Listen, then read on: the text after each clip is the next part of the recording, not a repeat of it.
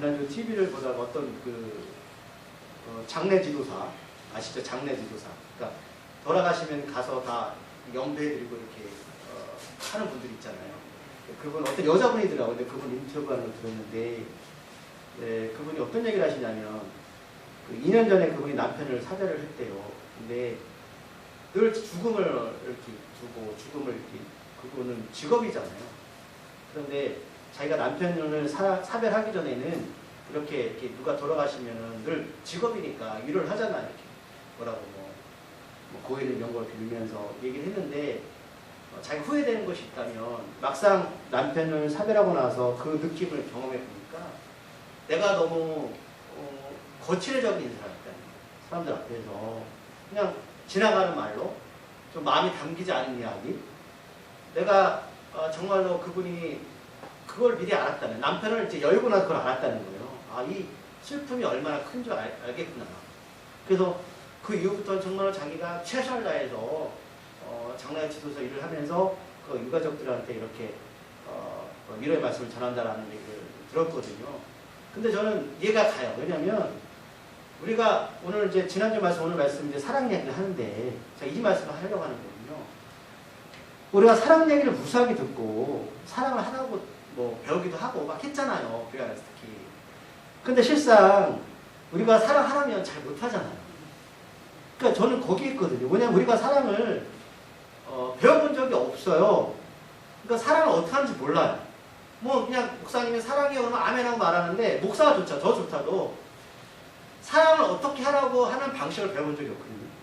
저희 부모님이 저한테 저를 이제 키우면서 육적인 밥이나 옷이나 줬는데 사랑을 이렇게 하는 거야, 이렇게 사랑을 표현하는 거야 라고 저한테 가르쳐준 적이 없어요.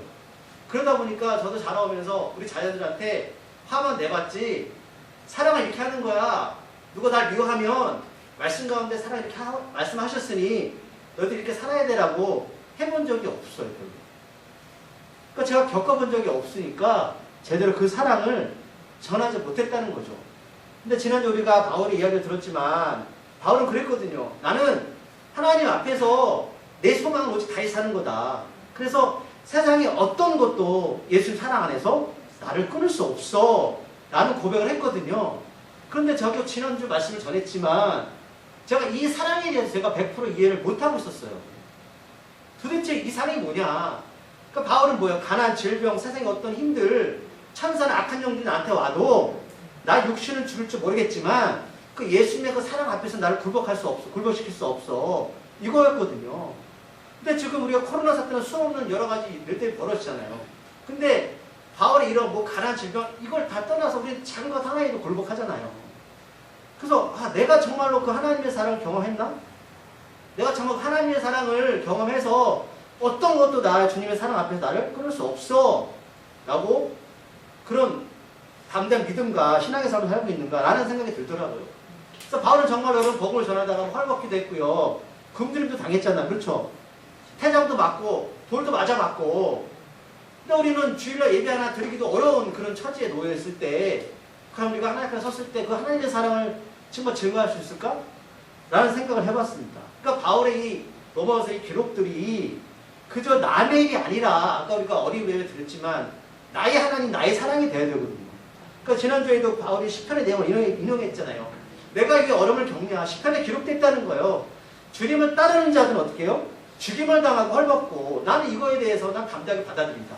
그러나 시편 기자가 바울 이전에 이 말씀을 기록할 때는 바울도 기록한 건 아니잖아요. 근데 바울이 구약의 말씀을 읽으면서 그 시편의 말씀이 자기 말씀이 됐다는 거죠. 내가 고난 가운데 힘들지만 이 말씀이 나한테는 능력이야. 그러니까 제가 한 주간 말씀을 준비하면서 그 사랑 얘기도 말씀드렸지만 저도 그렇고 우리 성도들이 정말로 이 말씀이 어려운 시국과 때 능력이 될 수 있을까? 능력이 돼야 된다는 거죠. 그래서 남들은 죽는다, 안 된다, 나간다 할 때 지금 개신교가 정말 지탄을 받고 있잖아요. 하지만 우리는 믿음의 사람으로 이런 난국을 헤쳐나갈 수 있는 능력을 받아야 된다는 거죠. 오늘 보면 바울이 1절에서 뭐라고 말하냐면 나는 주님 안에서 진실을 말하고 있고 거짓을 말하고 있지 않다라고 말합니다. 그러니까 얼마나 로마에 있는 교인들이 믿지 않으면 그런 생각이 드는 거예요. 그러니까 아무리 우리가 말씀을 가지고 이야기해도 어떤 이들은 이 말씀이 내 말씀이 아니거든요. 제가 이 말씀을 가지고 하나님 말씀이 진실입니다, 거짓이 아닙니다라고 아무리 얘기해도 어떻게 해요? 사람들이 그 말씀이 다가오지 않는 것은 결국 뭐냐면 교회가 진정성이 없고 교회 다니는 사람들 진정성이 없고 이렇게 말하는 목사가 어떻게 설교하는 목사가 진정성이 없는 거예요. 근데 바울은 진정성이 있었던 것 같아요. 왜요? 자신 있게 말하는, 나는 주님 안에서 진실을 말하고 있고 거짓을 말하고 있지 않다. 그러니까 여러분들 세상에 나가서 어떤 말을 할 때 사람들이 저분이 얘기하는 것보다 진정성이 있다는 거죠. 내가 사업을 하든 직장을 하든 뭘 하든 목사도, 그럼 제가 맨날 거짓말하고 여러분들한테 그럼 여러분들 제 말 듣겠어요? 너나 잘라서 그럴까요? 하나님 말씀이지만 그렇게 흘러갈 수밖에 없는 세상이잖아요. 그러니까 항상 깨어있어야 돼요. 하나님 앞에서 진정성 있게 살아야 된다는 거예요. 무슨 말 해도 사람들이 그래, 당신 말은 믿겠습니다. 잘했잖아. 100년 전에 복음을 할 때 어떤 집사 교회에서 여러분 돈을 빌려가면요 각서를 안 썼대요. 차용증을. 왜요? 저 사람 믿을만 하다는 거예요. 100년 전에 복음이 얼마나 들어온 지 얼마나 됐어요? 얼마 안 됐잖아요. 근데 그 100년 사이에 이렇게 변했다는 거죠. 진정성이 없고 진실이 없고 잘 믿지 않는다는 거 사람들이. 우리를. 그래도 오늘 말씀해 보면 이렇게 바울의 자기 심정을 이렇게 있는 그대로. 근데 또 후반절에 뭐라고 고백하냐면 내가 얘기하는 게 나는 내 영이 성령 안에서 어떻게 해요? 함께 증언하겠다. 성령 안에서. 그러니까 바울의 고백은 자신의 생각이 아니에요. 성령께서 나에게 주시는 말씀이고 성령께서 나를 통해서 고백하기는 말씀이에요. 같이 증언하고. 그러니까 여러분들 어떤 말을 할 때 하나님 내 입술로 고백하지 마시고 성령께서 나를 통해서 말씀하게 해달라고 진실을. 그러면 사람들에게 감동이 될 수 있다니까요. 내가 그렇게 만드는 게 아니에요. 그럼 사업도 잘 될 수 있어요. 우리가 살다 보면 오늘 바울처럼 성령께서 여러분 예상하지 못할 때, 예상하지 못하는 공간에서 영을 통해서 느끼게 하는 일들이 있잖아요. 그 어떤 사람 만날 때 뭘 전해야 될 때 난 전혀 생각하지 못했어요. 저도 마찬가지거든요. 내가 어떤 걸 준비하고 예상하거나 준비한 걸 말하면 좋은데 성령께서 그렇게 말하게 하시고 성령께서 행동을 옮기실 때가 있다는 사실입니다. 나는 능력이 없잖아요. 근데 바울은 그걸 고백하고 있습니다. 놀라운 일이죠. 자, 바울이 지금 그런 일도 우리에게 전하고 있어요. 나는 거짓이 없다. 난 정말로 주님을 사랑 안에서 날 끊을 자가 없어. 너희 볼 때는 내가 비참하고 그렇죠? 사는 게 감옥 안에 있잖아. 내가 어렵지만 나는 그런 거 신경 쓰지 않아. 나에게는 소망이 있다. 그러니까 그런데 그가 지금 느끼는 감정은 오늘 2절에 왜 1절에 얘기하냐면 이렇게 말하고 있어요. 내가 왜 진실을 말하냐. 나에게 큰 슬픔이 있고 마음에 끊임없는 고통이 느끼고 있어. 이것 때문에 내가 진실을 말하는 거야. 내 말 좀 들어줘. 내가 내 안에 뭔가 슬픔이 있고 마음에 큰 고통이 있다는 거죠. 바울이. 여러분들 사시면서 지금 슬픔이 있으시죠? 고통이 있으신가요? 뭐 때문에 그렇게 괴로우세요? 뭐가 그렇게 슬프세요? 어떤 게 여러분들? 다 있으실 거예요. 저도 있거든요. 말할 수 없는, 창피하잖아요. 말하면. 네. 목사가 기도하라니 왜 그래? 여러분들 그런 고통과 슬픔이 지금 바울도 있어요. 그러니까 여러분 약한 게 창피한 게 아닙니다. 제가 강조하지만 약한 거 그냥 드러내세요. 하나님 앞에. 바울이 얼마나 많은 여러분 영적인 체험이나 하나님 앞에 붙들을 받은 사람이 그렇죠? 그에게 뭐가 있다? 그에게도 큰 슬픔이고 큰 고통이 있대요. 물론 이건 여러분 개인적인 감정이 아니에요. 그러나 우리가 이런 고통을 더 극대화 느낀 게 뭐냐면 가족들이 겪는 고통이죠. 그러니까 특히 부모들, 자녀가 뭐 아프거나 힘들면 부모는 뭐예요? 내가 대신 아파주겠다고. 그럼 아버지 심정으로 아프잖아요. 오늘 바울이 이런 고통을 말하는 여러분 절대로 우리가 생각하는 그런 개인적인 체험의 이상을 뛰어넘어요. 그러니까 아버지로서 그 신앙의 어떤 리더로서 로마 교회의 너희를 보면 내가 너무 아프다는 거지. 고통스럽고 슬프다. 오늘 바울이 겪는 마음이 끊어질 것 같은 고통. 이게 뭔지를 오늘 3절을 보면 기록되어 있습니다. 3절 말씀 읽어볼게요. 시작. 나 형제 곧 고륙의 친척을 위하여 내 자신이 저주를 받아 그리스도에게서 끊어질지라도 원하는 바로라. 아멘. 지금 바울에게는 어떤 고통이 있는데 그 마음에 너무 끊어질 것 같은 아픔이 있어서 이걸 이제 진실이 말하고 있는데 내가 3절에 보면 대상이 누구냐면 유대인들이에요. 동족들, 내 가족들. 이 가족들 때문에 내가 너무 끊어질 고통을 갖고 있다. 아픔이 있다. 그런데 이것이 성령께서 내 영을 통해서 말하고 있는데 내가 이들 때문에 나는 저주를 받아도 좋고 나는 예수님 안에서 끊어졌어. 앞에서 바울이 어떤 고백했어요? 나는 예수님이 사랑해서 난 끊어질 게 없어 라고 고백했는데 얼마나 이 고통이 큰지 그 반대로 나는 이것 때문에 동족들 때문에 나는 하나님 사랑 안에서 끊어져도 좋아. 나 이것 때문에 저주받아도 좋아. 이렇게 말하고 있는 거예요. 참 자기 일도 아닌데 그렇죠? 이해하세요? 남의 일 아니야 남의 일. 근데 이 고통이 뭔지 여러분 내가 한 구절 찾아보세요. 자 오늘 로마서를 껴놓고 오늘 성경을 몇 구절 찾아볼 거예요. 레위기 27장 28절 구약이에요. 구약 191쪽 펴시면 돼요. 여러분 찾기 어려우시면 그냥 구약 쪽수 191쪽 딱 펴시면 레위기 27장 28절이 나와요. 여기서 내가 하나님께 저주를 받고 예수님한테 끊어줘와 이게 어떤 의미인지가 구약에 먼저 나와 있거든요. 레위기 27장 28쪽 191쪽 찾으셨나요? 찾지도 않는데 맨날 찾아내면 27장 28절 다 같이 읽겠습니다. 진짜 어떤 사람이 자기 소유 중에서 오직 여호와께 온전히 바친 모든 것은 사람이든지 가축이든지 기업의 밭이든지 팔지도 못하고 물지도 못하나니 바친 것은 다 하나님께 여호와께 지극히 거룩함이며 아멘. 이게 오늘 바울이 말했던 3절의 말씀이에요. 이게 히브리어로 하렘이라고 부르는 건데 이게 뭐냐면 우리 하나님께 뭐 드려지죠. 예물을 드려지는데 이 28절 우리 아까 바울이 봤던 로마서 9장 3절의 하렘이 뭐냐면 저주를 받은 것 없애기 하나님께 드려지는 거예요. 예를 들자면 우리가 하나님께 왜 예물 드려요? 예를 들면 여러분 복 받기 위해서 예물 드릴 수 있죠. 그렇잖아요. 내가 그거 나쁜 게 아니잖아요. 우리 자녀를 위해서 가족을 위해서. 근데 바울이 말하는 그 헤렘 오늘 여기 28절에 이 레위기 27장 28절에 이 헤렘이 뭐냐면 내가 누군가를 위해서 내가 저주를 받기 위해서 드리는 거예요. 내가 이걸 드림으로써 어떤 소원이 있는데 하나님한테 하나님 저 죽여도 좋아요. 이 예물이 이거. 그러면 지금까지 이런 예물을 들어본 적 있어요? 하나님께 예물을 드렸다 복받게 드렸잖아요. 근데 이 예물은 하나님 누군가를 위해서 내가 드렸는데 하나님 저 저주하세요. 그 사람이 살면 절 죽여주세요. 이게 헤렘이라는 예물이에요. 우리가 이런 예물을 드려본 적 없죠. 내가 저 살면서 난 죽어도 좋아.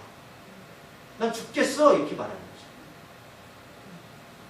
저는 이 말씀을 제가 준비하면서 이해할 수 없었어요. 바울의 심정을. 내가 왜 가족도 아니고 저 사람이 죽어야 돼? 그러니까 지금 바울은 가족인 유대인들 너무 사랑해서 자신이 하나님으로부터 어떻게 해요? 저주를 받고 죽임을 당해 살아도 좋다라는 걸 전하는 거죠. 공식적으로 편지 안에. 그런데 오늘 바울의 이 고백은 처음 한 게 아니에요. 출애굽기 한번 찾아볼게요. 출애굽기 32장. 앞에요. 민수기 앞에, 레위기 앞에. 출애굽기 32장 31절 32절. 구약의 132쪽이에요. 출애굽기 32장 31절 32절. 여러분 잘 아시는 말씀이거든요. 구약 132쪽이고요. 출애굽기 32장 31절 32절.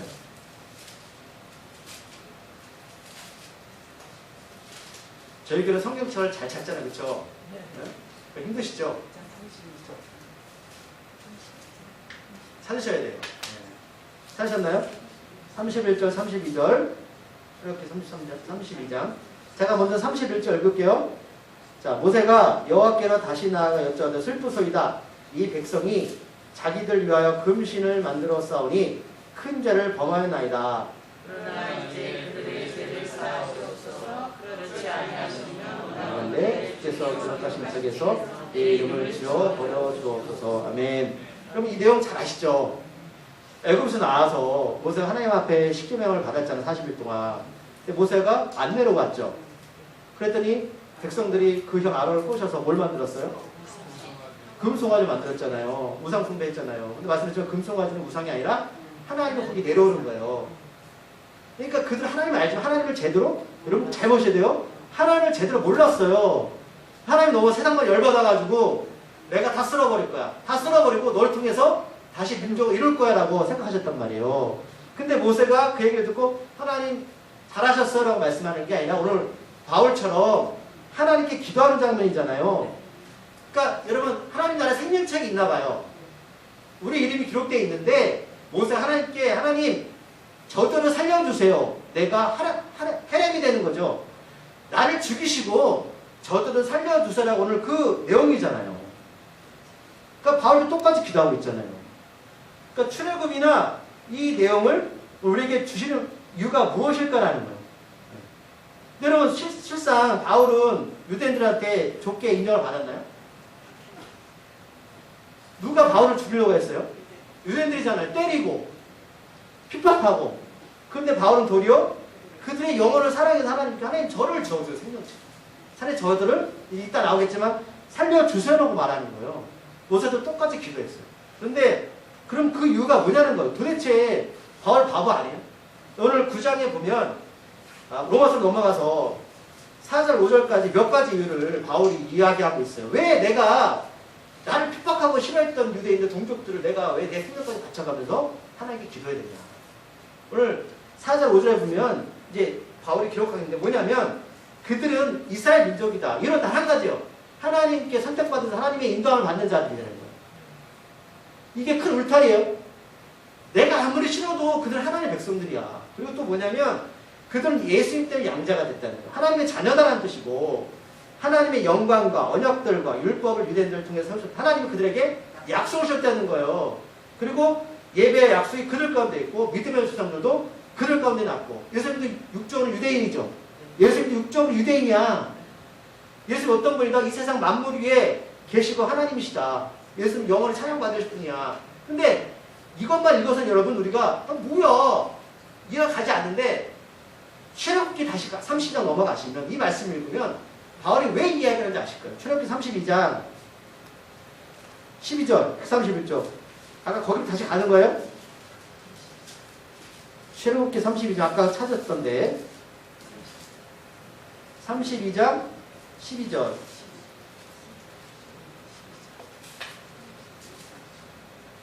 자, 모세가 하나님을 설득하는 장면이 나오거든요. 찾으셨나요? 자, 12절 말씀 읽고 시작. 어찌하여 애굽 사람들이 이르기를 여호와가 자기의 백성을 산에서 죽이고 지면에서 진멸하는 악한 이도로 인도에 내었다고 말하게 하시라니까. 주의 맹렬한 노를 그치시고 뜻을 돌이키사 주의 백성에게 이 말을 내리지 마옵소서. 아멘. 지금 모세가 하나님께 설득하는 명분이에요. 하나님 저걸 다 썰어버리면 누가 욕먹는다? 하나님이 다 구현해놓고 그러면 누가 애국 사람들 뭐라고 말하겠냐는 거예요. 여러분들 있잖아요. 이거 잘 보셔야 돼요. 하나님이 왜 하를 참으시는지 아세요? 하나님 욕먹을까봐. 하나님이 자기가 망령되게 여김을 받을까봐 참으시는 거거든요. 모세 이거하고 설득하는 거예요. 하나님 참으세요. 하나님이 그러시면 하나님 한 번에 썰어버릴 수 있지만 그러고 그러시면 애국 사람들이 하나님 보면서 뭐라고 말하겠어요? 그렇게 10가지 제약 통해서 다 구원하셨는데 우리가 인생은 여러분 하나님이 여러분들 하나님 뜻 가운데 어떻게 부른지 아시겠죠? 그런데 우리가 그걸 다 망쳐놔요. 근데 하나님이 그걸 참으시는 거예요. 그래서 아까 32장 14절 보면 뭐라고 말씀하냐면 여호와께서 뜻을 돌이키사 말씀하시는 화를 그 백성에게 내리지 아니하시라. 하나님의 뜻을 거두시는 거죠. 하나님 뜻을 거두는 거예요. 야, 오늘 바울도 그렇게 기도한 하나님 하늘이 유대인들 여러분 하나님이 유대인들 예수 안 믿는다고 그걸 안 하면 누가 욕먹는가? 하나님이 저를 선택하고 지금까지 데려왔잖아요.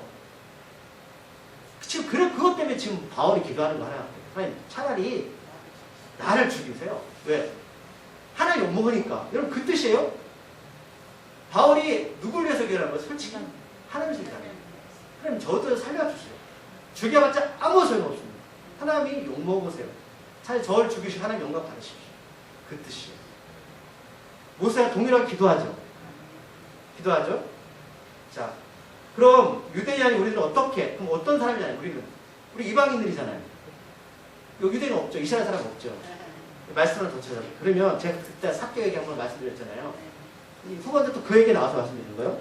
사라하고 리브가 얘기 나오는데 누가복음 19장 9절. 제가 눈에 말씀드리지만 이 로마서는 다른 성경처럼 찾으셔야 이해가 빠르셔요. 어렵지만 누가복음 19장 9절 삭개 얘기 잘 아시죠? 설교 한번 말씀드렸어요. 이거 19장 9절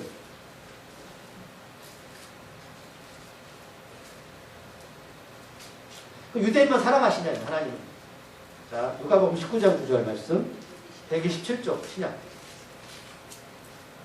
찾으셨나요? 19장 9절.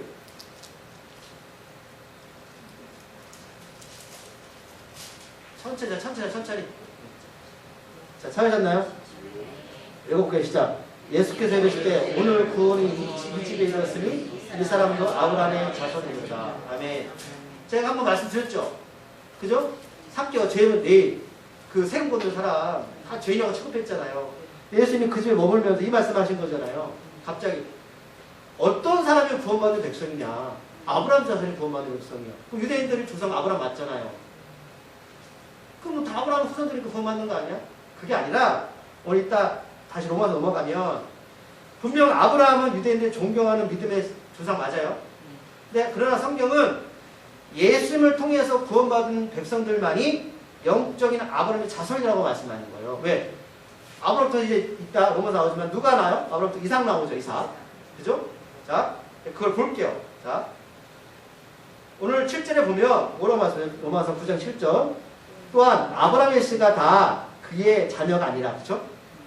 여기 씨가 뭐냐면 예수님 얘기하는 거예요. 이삭을 통해서 예수님 이 땅에 오시죠? 자, 또한 아브라함의 씨가 다 그의 자녀가 아니라 오직 이삭으로부터 난 자라야 내 씨라 불리다. 이삭은 아브라함의 아들이잖아요. 그러면 아브라함의 후손이나 이삭의 후손은 똑같은 거 아니에요? 아니죠. 여러분, 이삭은 어떻게 나왔어요? 하나님 약속 주셔서 나온 거잖아요. 근데 어떨 때 낳나요? 아브라함과 그 아내 사라가 건강할 때 자녀를 낳을 수 없을 때 낳죠. 그 전에 하나님이 아브라함을 인하 칭한 건 이삭을 주겠다고 해서 약속을 믿었고, 그러면 생물학적으로 자식을 낳을 수 없을 때 이삭을 낳았으면 그 자식은 아브라함과 리브가가 난 자식이에요. 누가 준 자식이에요? 하나님이죠. 그 말씀하는 거예요. 영적인 자손. 아브라함과 이삭이랑 같은 아버지가 아들인데 그걸 구분하는 거예요. 아브라함 육적인 아버지지만 너희들이 믿음에 대해서 아브라함 따르고 있지? 그 육적인 조상이야. 정말로 하나님의 자녀는 하나님의 아들 이삭, 예수님을 통해서 난 자녀가 정말 하나님의 씨야라고 말하는 거예요. 영적인 자손. 이 말씀 이제 하시겠죠? 어떤 뜻인지. 자, 그래서 본절 8절에 보면 이어서 말하는 겁니다. 9장 8절 읽어볼게요. 시작. 곧 육신의 자녀가 하나님의 자녀가 아니요 오직 약속의 자녀가 신호 여기심을 받으리라. 아멘. 지금 유대인들은 아브라함을 믿음의 조상으로 지금도 그렇게 따르지만 하나님은 너 아브라함 믿는다고 너 믿음의 아들이 되는 게 아니야. 영적인 자손, 이삭을 통해 난 자식, 예수님 통해서만 구원받을 수 있어. 여러분 육적인 자녀예요? 영적인 자녀예요? 우리가 아브라함 자손 아니죠? 우리는 유대인 아니잖아요. 근데 어떻게 구원받죠? 우리가 삭개처럼 예수를 믿으면 다 그 혈통 안에 들어가는 거예요. 아멘. 다 들어가는 거예요. 그러니까 이삭 전에 아브라함에게 약속을 주셔서 약속을 믿었잖아요. 근데 여러분 이삭을 낳기 전에 아들이 한 명 더 있었죠. 아브라함한테. 누구세요? 여종 하갈에서 낳았던 이스마엘. 이스마엘은 여러분 구원의 자녀가 아니잖아요. 육적인 자녀잖아요. 같은 자녀지만 다르죠. 그 차이가 뭐예요? 이스마엘은 자기들이 좋아서 난 자식이잖아요. 근데 이삭은 하나님의 약속을 믿고 난 아들이에요. 그래서 이스마엘은 하나님의 자녀가 될 수가 없는 거죠. 지금 무슬림들 교회 오래 다녔든 늦게 다녔든 이것이 구원을 말하는 것이 아니라 오직 약속 예수님을 통해서만 바로 구원받을 수 있습니다 라고 말하는 거예요. 지금 바울이. 그런데 왜 마음이 아파요? 유대인들이 예수님을 안 믿어요. 누굴 믿어요? 육적인 아브라함만 믿는 거예요. 그러니까 얼마나 마음이 찢어지는 거죠. 왜 너희들은 성경을 안다면서 몰라? 본문 8절 읽었죠? 자, 넘어가서 자, 성경 두 구절 찾아보면 확실하게 이해가 빠르죠. 하나님의 시 제가 한번 전에 찾아본 적이 있어요. 377쪽 신약 하나님의 시에 대해 확실하게 매듭을 짓겠습니다. 377쪽 베드로전서 1장 23절 377쪽 베드로전서 1장 23절 그럼 제가 아무리 떠들어도 여러분 능력이 나타나지 않아요. 여러분 말씀을 믿으셔야 되는 거예요. 베드로전서 1장 23절 이제 베드로서 1장 23절 이 뜻이 이제 받아들여 주실 거예요. 무슨 말인지 아시게 될 거예요. 자, 찾으셨나요? 377쪽 베드로서 1장 23절 다 같이 읽어볼게요. 시작. 너희가 거듭난 것은 썩어질 씨로 된 것이 아니라 썩지 아니한 씨로 된 것이니 살아있고 항상 있는 하나님의 말씀으로 되리라. 이거 썩어질 씨는 뭐예요? 육체의 씨, 아브라함. 그 다음에 썩지 않은 씨가 뭐예요? 예수 그리스도 약속, 이삭을 통해서. 너희가 번역에 다시 태어나는 것이 뭐냐? 니고데모가 신약에 질문하잖아요. 다시 태어나는 게 뭐냐? 바로 약속을 통해서, 이삭의 예수님을 통해서 너희들은 하나님의 말씀으로 다시 태어나는 겁니다. 아멘. 한 번 더 찾아볼게요. 요한일서 390쪽. 요한일서 3장 9절.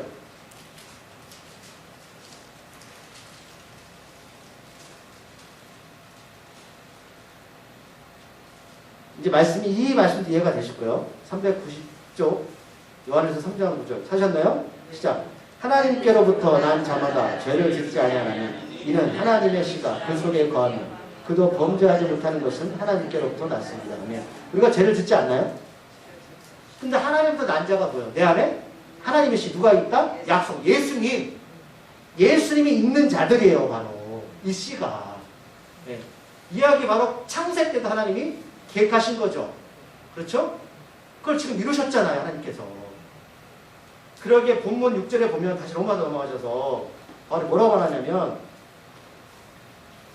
로마서 9장 6절에 보면 그러나 하나님의 말씀이 파여진 것 같지 않도다. 이게 무슨 뜻이냐면 약해진다는 거예요. 그러면 이스라엘 유대인들이 다 예수는 안 믿는다고 구원 못 받으면 하나님 약속이 흐려져요? 약해져요? 아니라는 거예요. 하나님 다 구원의 길을 여셨잖아요. 믿지 않는 그들 못 씻죠. 그렇지 않다. 이스라엘에서 낳은 그들이 다 이스라엘이 아니다. 뭐예요? 그들은 하나님 말씀을 들을 수 있는 권리를 받았잖아요. 특권을 먼저. 근데 다 하나님 인도함을 받는 자가 아니라는 거예요. 왜? 그들 누굴 믿지 않기 때문에 예수님. 그래서 바울이 뭐예요? 지금 마음이 고통스럽게 쓰여진다. 아까 광야 이스라엘 백성처럼 다 멸하게 생겼을 때 모세가 기도했던 것처럼 지금 바울이 그렇게 기도하는 거 하나님 앞에. 하나님 영광이 가려집니다. 하나님의 아들을 죽였는데 이들이 안 믿으면 어떡하실 거예요? 하나님의 영광이 가려집니다. 이후에 하나님이 어떻게 일하시나 볼까요? 하나님 놀랍습니다. 자, 보면 9절 14절까지 구체적으로 이 약속이 어떻게 이루어지는지 구약 성경의 두 말씀을 인용해서 말씀하고 있어요. 바울이 자, 여러분 잘 아시는 아브라함의 아내 사라 그 다음 그의 아들 이삭의 아내 리브가 이 두 여자를 이제 대입하는 거예요. 보세요. 9절에 보면 살펴봤지만 하나님께서 때가 되면 사라에게 아들을 주시겠다고 약속하셨죠. 먼저. 그런데 그 시기는 아브라함과 사라 알았어요? 몰랐어요? 몰랐죠. 하나님이 주시겠다고 약속한 거예요. 우리도 마찬가지죠. 우리 하나님 언제 오세요? 주님? 몰라요. 사람이 원하는 때가 하나 이때는 어떤 때입니까? 하나님이 전체 하나님의 때죠. 하나님의 계획과 하나님의 뜻이 있는 거예요. 근데 이때 우리들은 성경을 통해서 배웠어요. 어떤 때였어요? 아브라함과 사라가 생물학적으로 아이를 낳을 수 없는 몸이 되었을 때, 쉽게 말하면 그들의 힘으로 구원을 이룰 수 없을 때 온몸의 힘을 다 빼놓고 하신 거예요. 지금 우리가 하나님 앞에 여러분들 지금까지 고집, 경험, 지식, 잘남, 자존심 여러분 이거 갖고 살았잖아요. 하나님 기다리시는 거예요. 힘 다 빠질 때까지.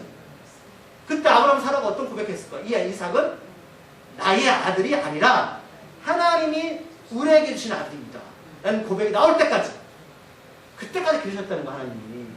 그리고 10절에 보면 사라뿐만 아니라 아들 이삭을 통해서 리브가를 통해서 아들 낳게 되죠. 제가 본문을 주면 하나님 진짜 얼마나 놀라운지 봤어요. 저 보세요. 그런데 오늘 성경에 보면 이 리브가한테 이삭한테는 쌍둥이가 나오죠. 누구예요? 야곱과 에서죠. 특이한 사건이 벌어져요. 성경에 보면 아직도 낳지도 않은 쌍둥이들이 엄마 뱃속에 있었는데 오늘 11절에 보면 로마서 11절 그들의 행위하는 관계없이 동생 야곱이 하나님 뜻 가운데 예수님의 조상이 되도록 결정되었어요. 자, 야곱이 뭔가 잘해서 하나님께 선택받은 게 아니라 그들이 뱃속에 있을 때 이런 뱃속에 있는 아이들이 무슨 선을 행해요? 악한 일 행해요? 그렇죠. 하나님이 정하셨다는 거예요. 근데 우리가 이문 좀 그러면 에서가 불쌍한 사람 아니냐 말씀드릴게요. 자, 아직도 사람들은 선한 행위로 구원받는 사람이 있어요? 분명 깨는 장면이죠. 뱃속에 있을 때 이미 정했어. 그런데 에서와 야곱은 태어나지도 않았고 하나님 정하셨는데 12절을 보면 에서가 먼저 태어났고 형이 되었기 때문에 당연히 에서는 장자권을 갖는 거죠. 장자권. 어려울 수도 있어요. 그러니까 장자권, 하나님의 그 재산을 다 갖는 거, 하나님 상속자로서. 그런데 그 특권이죠. 그런데 오히려 야곱이 어떻게 돼요? 장자가 되어서 형의 섬김을 받게 되죠. 어릴 때 죄를 사람 다 알아요. 이 내용. 이 부분에서 단순하게 사람들은 뭐라고 하냐면 이걸 어떻게 보여줘요? 에서가 팥죽한 거를 넘어가서 먹고 망가졌다. 틀린 얘기는 아니에요. 그런데 여러분 잘못 배우셨다는 거예요. 성경을 우리가 앞에 본문만 읽어도 알 수 있는 내용을 이래야지 우리가 알 수 있는 게 뭐냐면 왜 하나님이 야곱을 선택했을까? 그게 이해가 되는 거예요. 창세기 25장 23절 찾아볼게요. 창세기 25장 23절.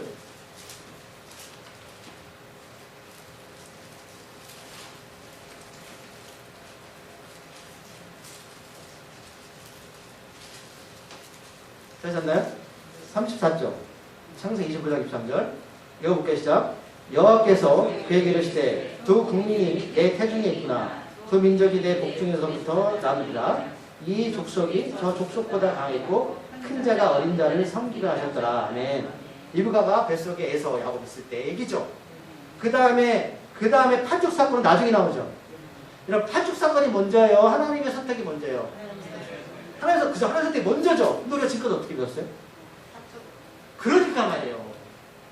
분명 그러나 3, 4절에 보면 창세기 25장 3, 4절에 보면 후반절에 보면 에서가 장자의 명분을 가볍게 여겼다라고 나와요. 그걸 너무 쉽게 여겼어요. 근데 이게 구원의 문제랑 해결돼요?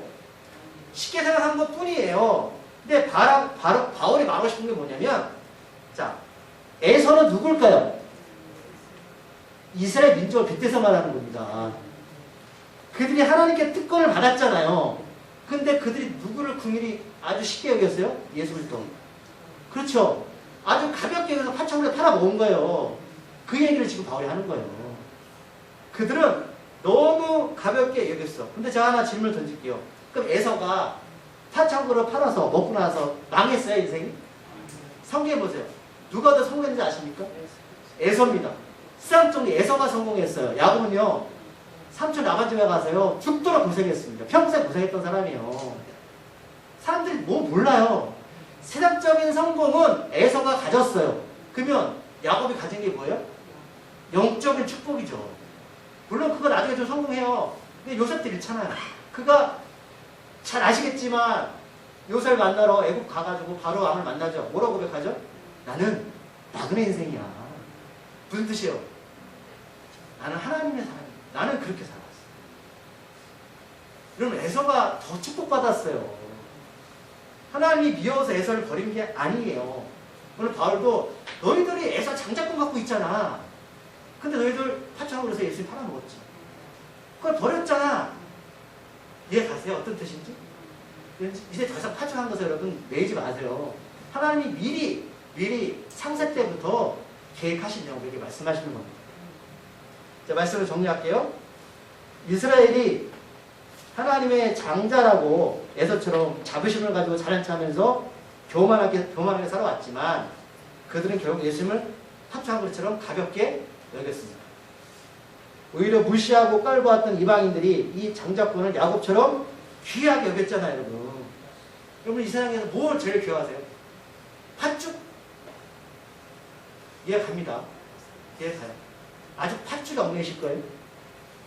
가볍게 여기실 겁니까? 생명을. 아직도 예수처럼 그 복을 받기 위해서 매달릴 다니실 거예요. 고생길이 돼요. 야곱처럼, 그죠? 그러나 그는 예수님의 조상이 됐어요.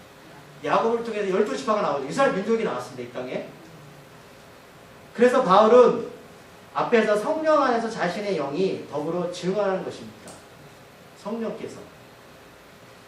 유대인들이 자신을 내려놓고 예수님을 통해서 구원받을 수만 있다면 자신은 예수님 안에서 끊어져도 좋습니다라고 말해요. 큰 사랑이죠. 진정한 사랑 아니에요? 우리들 가운데 혹시 아직 예수님을 몰라서 죽어가는 이들이 있다면 우리가 바울처럼 안타까운 마음으로 기도했으면 좋겠습니다. 복음을 전했으면 좋겠습니다. 또 일찍 믿었다고 직분이 있다고 목사라고 자만하지 말고 오직 하나님의 약속인 예수님을 통해서 정말 구원받기를 소망합니다. 그리고 말씀을 통해서 구원받았다면 지난주 말씀처럼 협력해서 선을 이루어야 되는데 그 선의 최종적인 목적지가 보다 예수님처럼 닮아가는 겁니다. 예수님처럼 닮아가는. 정희성 목사님 어머니가 이제 돌아가셨고 여관에 가셨다가 딸집에서 돌아가셨는데 그분은 이제 교회에서 사례를 받고 하셨던 말씀이 있어요. 연세가 너무 안 하시고 그러셨는데 너무 자기가 후회되는 게 있다. 뭐냐면 자기가 일찍 더 예수님 알았으면 좋았을 거예요. 이렇게 말씀합니다. 내가 예수님을 더 알았다면 더 많은 일을 할 텐데 이제 여관에 있으니까 일도 못하고 할 수가 없잖아요. 그 고백을 하셨거든요. 그거는 천국의 상황이 분명히 있었어요. 근데 제가 그 말씀을 들으면서 그럼 예수님 먼저 믿는 게 얼마나 복인지 몰라요. 정말 복이죠. 이제는 다른 거 믿지 마세요. 하나님의 약속을 믿고 하는 약속, 말씀을 믿고. 하나님이 이렇게까지 성경을 통해서 우리한테 예수님을 증거하시는데 안 믿는 거에 못 믿는 거예요. 근데 말씀이 다 풀어지잖아. 하나님께서 이렇게 말씀하시는 거예요. 그러면 성경이 거짓말이라면 이렇게까지 말할 수 있을까요? 이렇게 할 수가 없어요. 여러분들 말씀 가운데 제가 오늘 좀 급하게 또는 성경을 여러 군데 찾아가면서 했기 때문에 뭐 이렇게 할 수도 있겠지만 여러분들 집에 가서 한번 오늘 말씀을 한번 되새기시면서 다시 한번 말씀을 한번 찾아가셨으면 좋겠어요. 바울은 그런 의미에서 오늘 로마서를 기록한 거예요. 너무 놀랍고 감사하고 저는 이 바울의 성경적 지식이 저는 굉장히 부러워요. 이렇게까지 바울이 깨트고 있구나. 그러니까 성경의 거의 반 정도를 바울이 썼잖아요. 40% 정도. 말씀 믿고 여러분 구원 받으시고 바울처럼 정말 누군가를 위해서 복음 위해서 기도하시고 예수님 전하시고 그들 구원 받으시고 살았으면 좋겠습니다. 기도하시겠습니다. 하나님 아버지 감사합니다. 하나님의 은혜가 충만하기를 소망합니다. 아버지 우리가 이 땅에 살아가면서 하나님 말씀 약속을 믿지 않고 여전히 에서처럼 팥죽한구에 매여서 가볍게 어기고 살아오고 있지는 않습니까? 모세나 바울은 자기 동족들 위해서 예수님 하나님의 영광이 가려집니다. 차라리 제 이름을 지어주셔라는 그런 기도를 올립니다. 다윗도 골리앗 앞에서 목숨을 바쳐가면서 하나님 모욕당하니까 싸웁니다. 이 시대에 코로나를 통해 우리에게 말씀하시는 것 우리가 분명히 깨닫게 해주시옵소서. 하나님 영광이 가려지고 하나님 뜻이 좌절되고 하나님이 사람들 앞에 정말로 이 욕을 당할 때에 누가 나서서 싸울 수 있는 사람이 누가 있겠습니까? 우리에게 담대함을 허락하시고 용기를 허락하여 주시옵소서. 예수님의 이름으로 기도드립니다. 아멘.